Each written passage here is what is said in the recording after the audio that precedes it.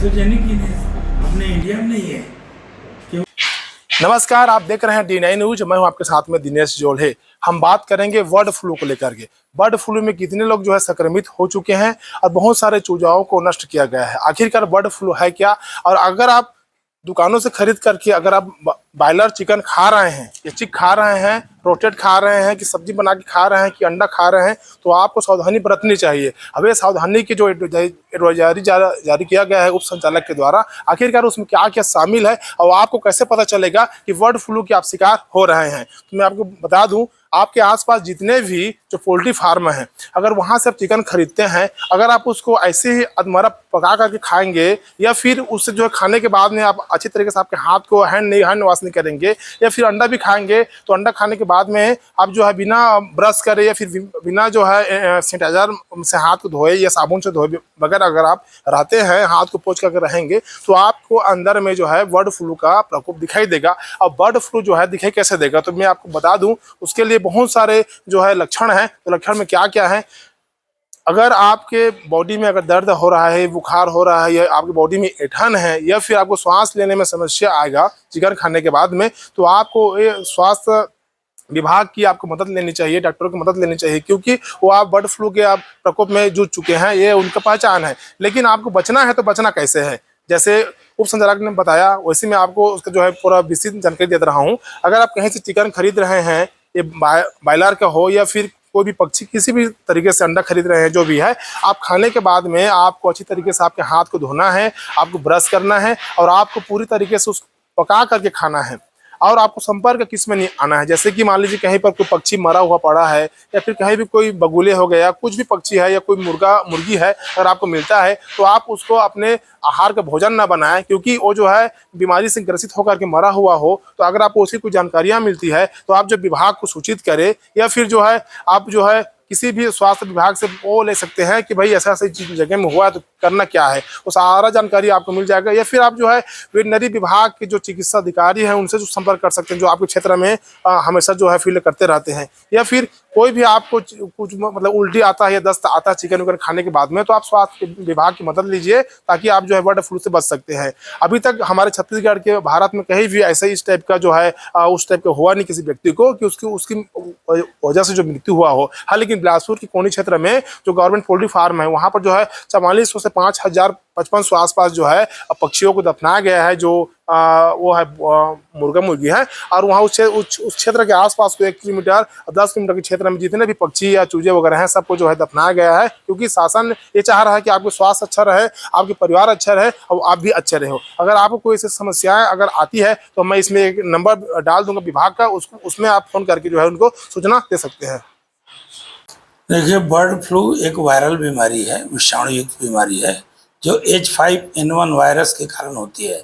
और चूंकि मुर्गियां अचानक जब मृत हो गई, तो जब अचानक पेंडेमिक हो जाता है तो वहां पर उसके जांच के लिए पूना भेजा जाता है। और पूना से जब जांच में बिलासपुर पोल्ट्री फार्म का जांच में सही पाया गया, तो वो एरिया जो है पेंडेमिक घोषित हुआ। 1 किलोमीटर के दायरे में समस्त पक्षियों को नष्ट किया जाता है, अंडों को नष्ट किया जाता है, संबंधित व्यक्तियों को मुआवजा दिया जाता है। और 10 किलोमीटर के दायरे में पेंडेमिक रहता है, पूरा जांच किया जाता है, उनका वैक्सीनेशन किया जाता है। लेकिन चूंकि पिछले वर्ष फरवरी में रायगढ़ में भी फैला था, लेकिन हम लोगों ने चारों तरफ नाकेबंदी कर दी थी। नाकेबंदी करने के कारण जो है, जो बीमार हैं पक्षी या विभिन्न प्रकार के फार्मों में जो पक्षियां थे, सभी की जांच किया था और कहीं भी किसी प्रकार की बीमारी नहीं फैली थी। वर्तमान में लोगों को हमने सलाह दिया है कि लोग जो है अच्छे तरह से कुक करके पका करके खाएं, सेमी बॉइल्ड ना खाएं, अधपका ना खाएं, और बच्चों को कम खिलाएं। यदि अधिक मात्रा में खिलाएंगे तो ये गर्मी का मौसम है, इससे उल्टियां हो सकती है। साथ ही साथ जितने भी फार्म हैं उनकी निगरानी हम लोगों ने टीम बना रखी है जिला स्तर में, और सबको जांच के लिए प्रति सप्ताह हम भेज रहे हैं। और ब्लड सैंपल ले लिया हमने और सीरम उसका निकाल करके और स्टेट लेवल लैब में उसको भेज दिए हैं। यदि कहीं भी सीरम में यदि पाया जाता है बीमारी के लक्षण, तो संबंधित फार्म को सील कर दिया जाएगा। वर्तमान में 80 फार्म जो है इस जिले में है, जिसमें 27 जो है अभी निष्क्रिय हैं, उनके पास जो है बर्ड नहीं है। लेकिन बाकी जितने भी हैं उनकी लगातार संख्या 7.5 लाख के आसपास है हमारे ज़िले में।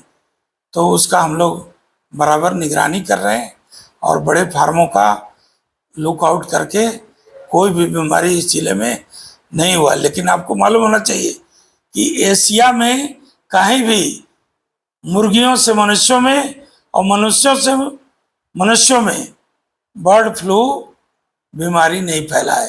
फ्लू का मतलब होता है सर्दी, खांसी, बुखार, ऐंठन, लगातार कंटिन्यू बुखार का ना होना, लगातार बने रहना, ये बीमारी के लक्षण है। लेकिन यह भी बहुत फ्रेजाइल होता है। सैनिटाइजेशन, मास्क का उपयोग, लगातार हैंड वॉश का प्रयोग करने से ये पेंडेमिक जो है दूर हो जाता है। चूँकि भारतवर्ष में संभावना कम है इस बीमारी का, तो लोग आराम से बॉइल्ड करके खा सकते हैं, कोई परहेज नहीं है। धन्यवाद सर। लेकिन जिले में भी क्या स्थिति सर परिवहन को लेकर के?